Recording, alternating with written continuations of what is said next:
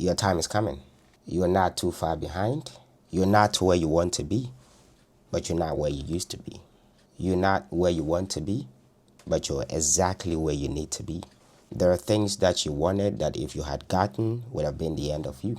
There are things that you wanted, places that you wanted to be, that if you were there, that would have been the end of you. You would have been miserable. The Bible says that, and my God shall supply all my needs according to his riches and glory. So God is looking forward to supplying your needs, not just your wants. And because he's a God that sees tomorrow from today, he knows what's good for you and what's not good for you.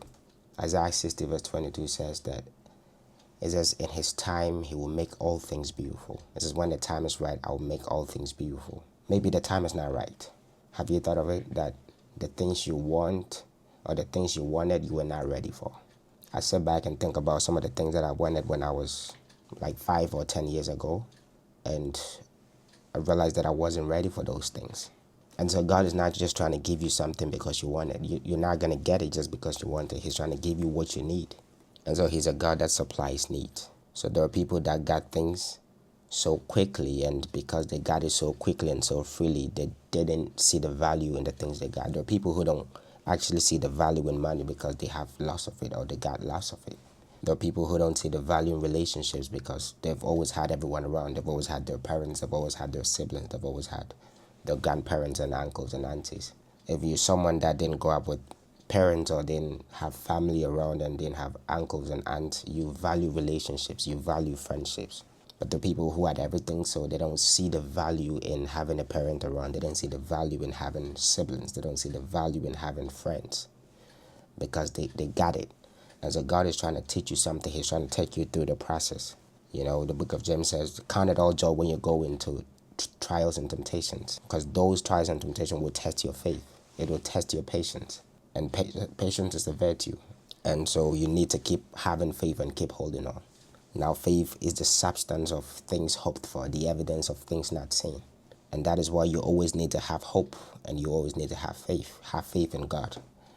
That even though you don't see, even though you cannot see what you want or you cannot see where you're going, you still believe in God. You still trust in him. You still trust in his guidance and his providence. That if he says it, he's going to do it. You know, faith, with faith comes hope. You know, when you have hope, then you can have faith in God. And so have hope that whatever you're going through would have an end. Whatever you're going through is not going to be the end of you. And so you're not behind.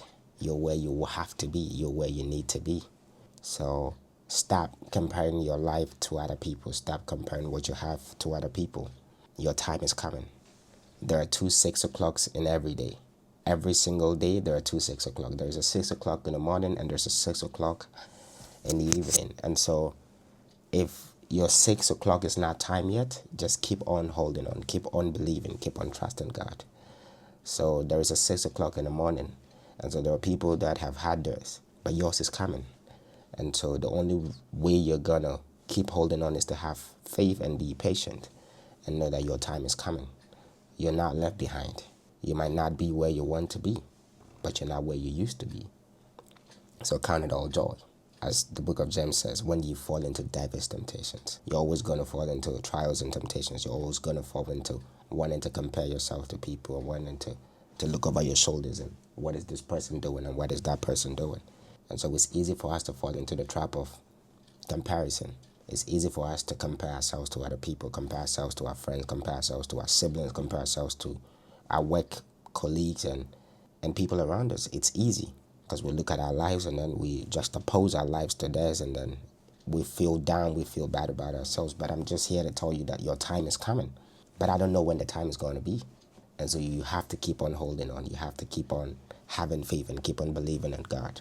That whatever he said in his word would come to pass. That anything he said concerning your life is going to come to pass. And you have to keep on holding on. You have to keep on believing. And it's surely going to come to pass. Hold on. Keep believing. And trust God. Trust that if he said it, then he's going to do it. He's the God that makes the impossible possible. And so there are things that seem impossible, but if you trust in God, he's going to make them possible. He's going to make the impossible possible. And so if thou canst believe, all things are possible to him that believeth. So The onus is on you to believe. The onus is on you to have faith. The onus is on you to trust God. That in his own timing, he will make all things right. In his own timing, he's going to make all things good. So believe in him and trust him on his word. That if he said it, then he's going to do it. So whatever pain you're going through, whatever trials and temptations that you face, the book of Corinthians says that, and God is faithful that he will not tempt us beyond what we can bear. And so whatever trial that you're going through, whatever temptation that you seem to face, it is not beyond you. It is not above you. It is not bigger than you. You can face it. So God is faithful that he will not tempt us beyond what we can bear. If you're experiencing that temptation, if you're experiencing that problem, if you're experiencing that issue, that pain, is because you can bear it. It's because you have it in you to bear it. So God is not going to give you something that you cannot bear. He's not going to throw something at you that you cannot bear. So if you're going through that, it means that you can bear it. If you're going through that, it means that you have what it takes to survive it. And so keep on believing in God, keep on trusting in God, and keep on believing and trusting that whatever he said concerning your life is going to come to pass. Yeah, thank you. And I hope that this year, 2026, becomes one of the best years in your life.